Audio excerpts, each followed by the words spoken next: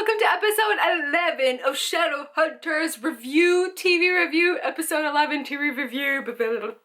So this week's episode, I really enjoyed it. I don't know about you, but I freaking screamed at like every single little part, and I loved like everything that happened. I really enjoyed it. I didn't have really anything bad to say about the episode this week. So let's just start discussing it. If you haven't watched it yet, I'm going to tell you what's going to happen, so go watch the show if you haven't seen it yet, and then come back and, you know, feel stuff. So last episode, we left off where they found Michael Whelan in an armoire, I guess, steel armoire, barred up, and he can't get out, and I was like, what the fuck is going on? Michael Whelan is dead.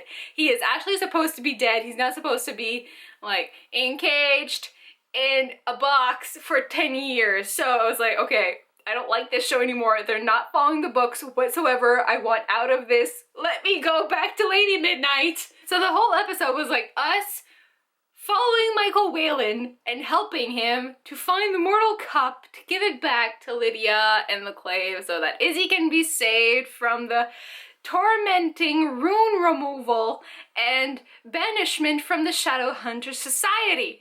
So that was like the big point of the show. We've all said multiple times that Jace sounds like Batman all the time. He has like that gritty voice where he's like, I'm Batman. But this time, when he's actually hurt, he sounds even more like Batman, like constantly. It's kind of like a problem. Like, are you Batman in disguise? But I found, I don't know, Jace is funny when he's hurt. He's not normal Jace. He's funny Jace. I found that Michael Whelan actually kind of looks like Jace. They picked an actor that fit the family looks perfectly, I find. I don't know about you, it's just something that I noticed and I was like, good job there, casting people. They didn't explain it really well at all how Clary and Jace jumped from a portal in the alternate world back to the real world. I thought they jumped through another portal through another alternate world where Valentine was. I didn't think that they were actually like back in the real world. They didn't explain it at all, but then they just showed up back at Luke's restaurant, Wolfpack restaurant thing with Simon, and I was just like, okay, so they're back in the real world apparently.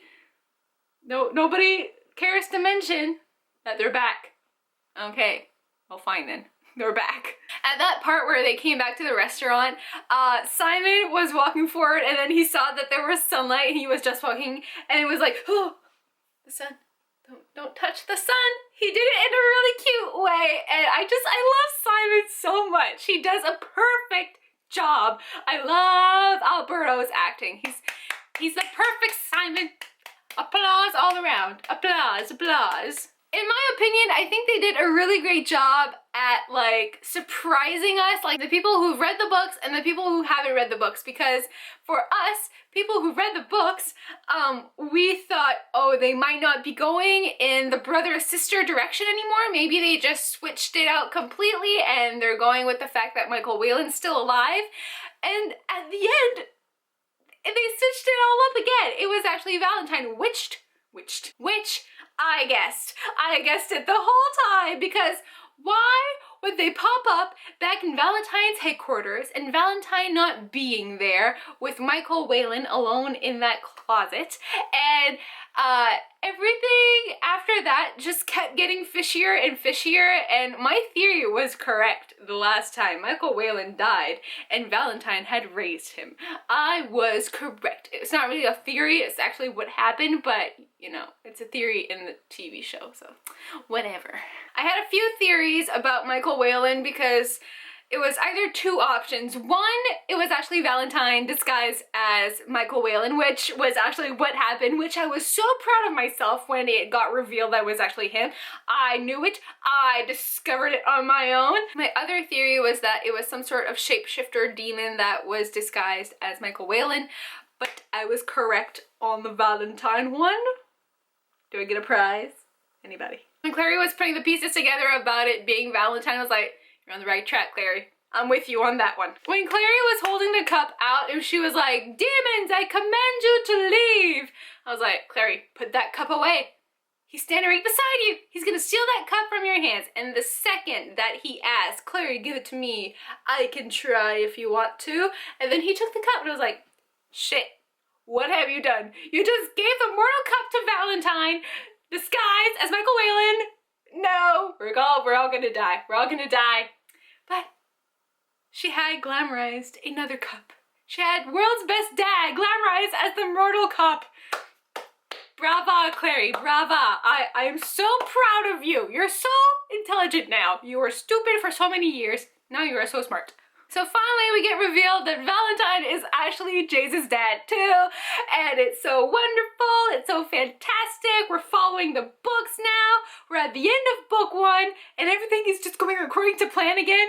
This show, man, it's like we're trucking along, and then all of a sudden there's a car crash and we turn all the way that way, and it's not at all what we planned it was going to be. And then help comes, and then we're trucking along again. We're going good, and then something happens again, and we get thrown off the road. And then Valentine is his dad, so we're back trucking along, good, the good old little line of books. Okay, so now that we have the big part of the show discussed, let's move on to Izzy and Alec and the trial. The stupid ass trial. At the beginning of the show, Izzy and Alec are talking to each other and they're like, Izzy, you're gonna get your runes stripped off if Jace and Clary don't come back with the cup in time, blah, blah, blah. And Izzy is like, they're gone forever. So might as well just go ahead with it and be banished forever and ever. Like, have a little faith. Have a little faith in me. Come on, gone forever.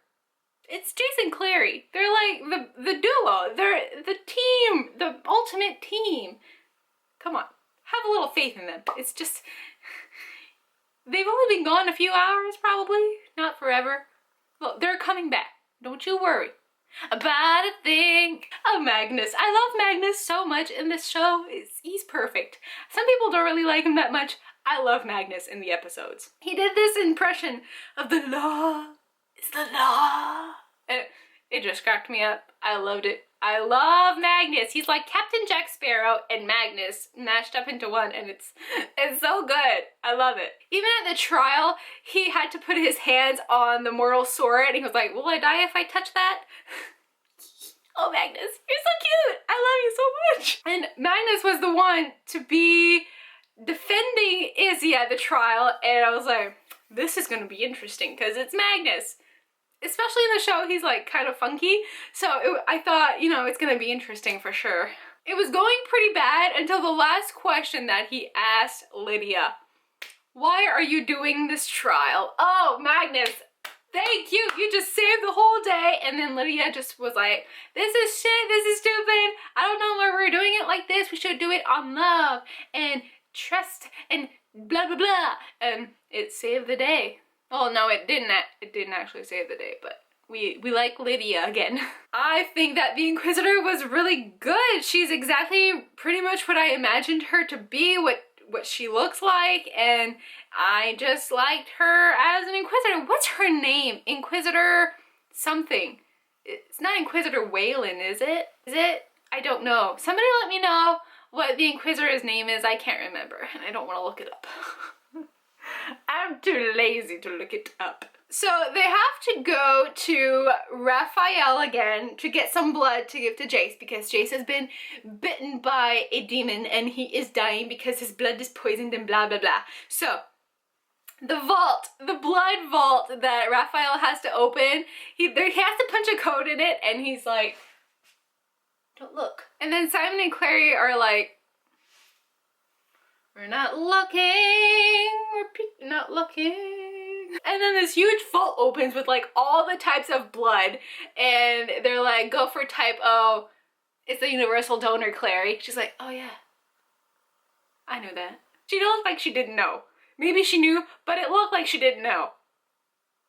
Clary. You were smart for a second with Valentine, but not no more. The part where Simon finds out that Clary and Jace are related.